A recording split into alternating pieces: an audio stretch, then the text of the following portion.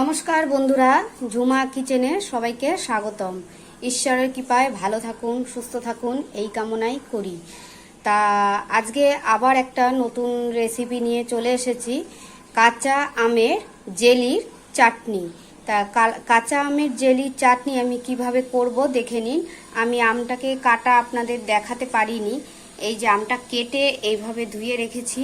লাগবে আমার চিনি, ফোড়নের জন্য লাগবে 5 ফোড়ন, শুকনো লঙ্কা, লাগবে আমার কাজু বাদাম কিশমিশ, নুন, হলুদ, সর্ষের তেল।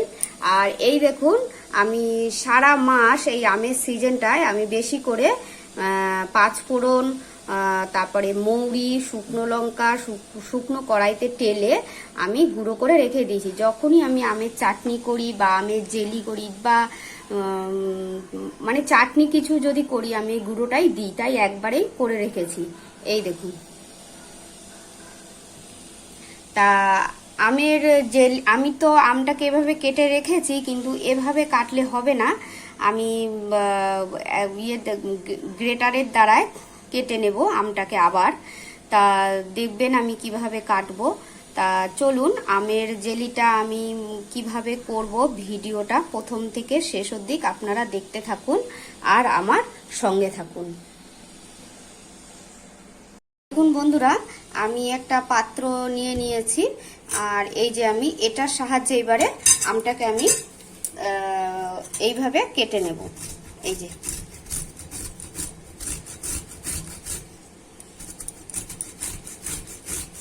ঘষে নেব আমটাকে, ঘষে তারপরে আমি করব।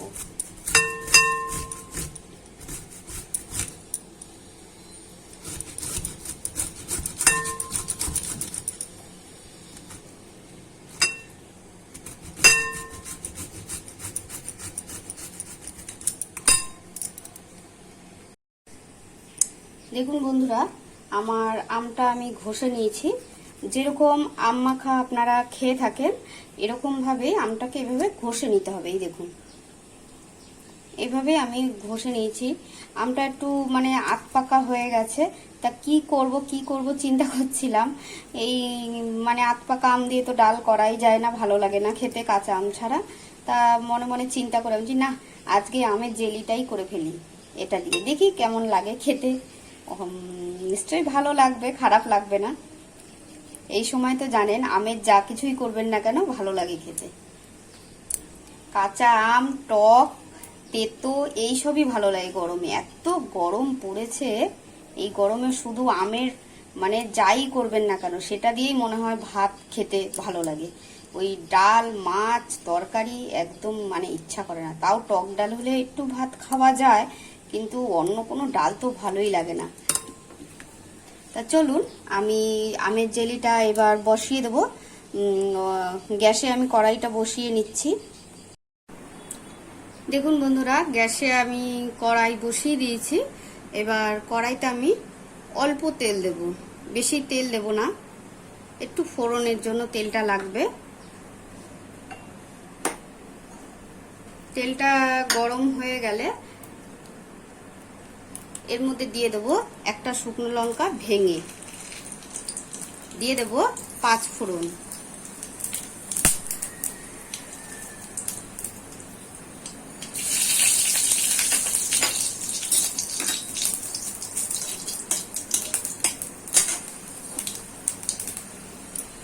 এইবারে দিয়ে দেব এই আমটা।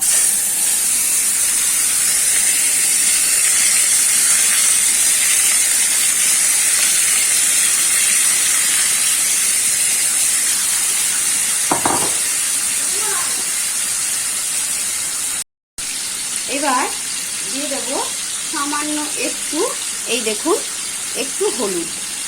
যেহেতু আমার আমটা অল্প তাই অল্প দিলাম। একটু নুন দিয়ে দেব। এইবার ভালো করে তেলে নেড়ে নেব।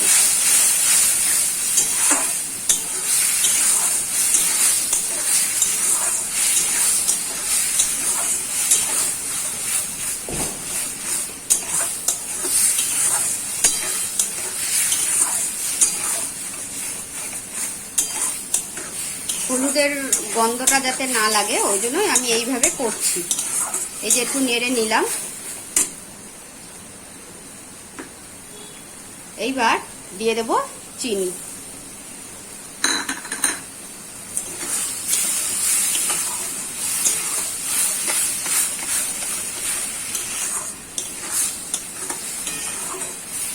চিনিটা গলে অল্প অল্প করে জল বেরিয়ে যাবে, দেখবেন আপনারা। এই দেখুন জল বেরিয়ে যাচ্ছে চিনিটা গলে, যার জন্য আমি এর মধ্যে জল দেব না যে তা না, সামান্য অল্প দেব, যেহেতু জেলি টাইপের হবে। তো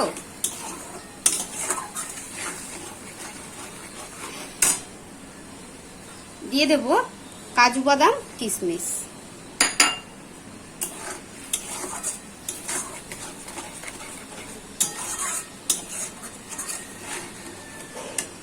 আমি আগে একটু টেস্ট করে দেখব কতটা চিনি লাগবে। আমি এক বাটি চিনি দিয়েছি আন্দাজ মতো, হয়তো একটু লাগতেও পারে।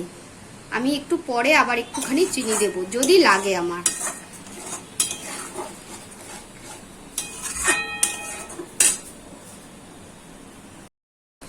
বন্ধুরা, আমি প্রথমেই বলেছিলাম অল্প সামান্য জল দেব, এই জলটা দিয়ে দিলাম।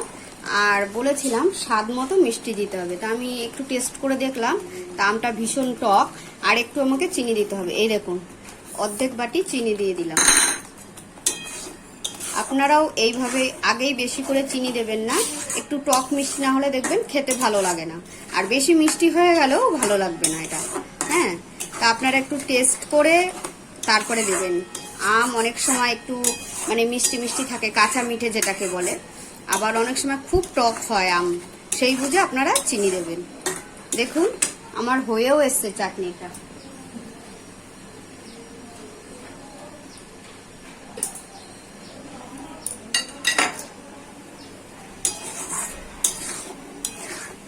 এই দেখুন এত সুন্দর খেতে লাগবে, আর চাটনির সাথে একটু পাঁপড় ভেজে নিলে তো ও আর কোনো কথা হবে না, দারুণ লাগবে, একদম অনুষ্ঠান বাড়ির মতো আমের জেলি চাটনি। এই দেখুন এইবার দিয়ে দেব আমি যে ভাজা মশলাটা করে রেখেছিলাম সেই ভাজা মশলাটা।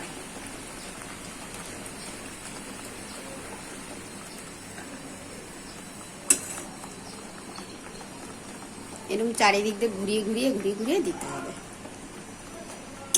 এই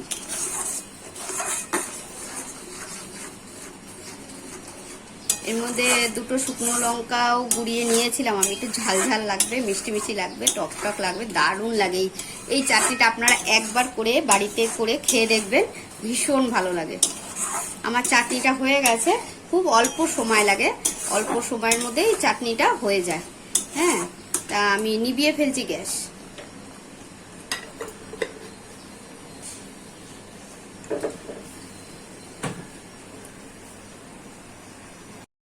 দেখুন বন্ধুরা, আমার কাঁচা আম দিয়ে জেলির চাটনি তা কেমন হয়েছে আপনারা একটু বলবেন। দুই একজন কমেন্ট করছেন, তা আমার খুব ভালো লাগছে দেখতেও। তা সবাই না কমেন্ট করলে, ভালো মন্দ সবটা আপনাদের হাতে, আমি কিছু বলবো না। তা আপনারা একটু কমেন্ট করবেন, ভালো হোক বা মন্দ হোক, যাই হোক না কেন একটু কমেন্ট করবেন। হয়তো মন্দ কমেন্ট করলে হয়তো আমার একটু মন খারাপ হয়ে যাবে, কিন্তু কিছু করার নেই, সবার মনের দিক দিয়ে তো সবাই সমান না। তা যাই হোক, আপনারা দুই একজন কমেন্ট করেছেন, আমার খুব ভালো লেগেছে দিদি ভাই। তাদের উদ্দেশ্যে বলি আমার তরফ থেকে অনেক অনেক তাদেরকে ধন্যবাদ। তা এইভাবেই নতুন নতুন রেসিপি আপনাদের কাছে আমি নিয়ে আসব, আপনারা দেখতে থাকবেন।